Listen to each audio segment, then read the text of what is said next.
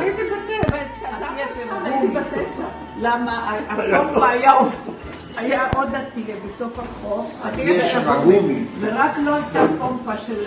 לכן כל הרחוב היה לוקח ממנו את עתייה של הגומי. אז קראנו לו עתייה של הגומי. זה נכון, זה נכון. זה נורא. כל הרחוב היה לוקח ממנו את הגומי כשהייתה לו סתימה. סתימה בביוב? לא, בכיור.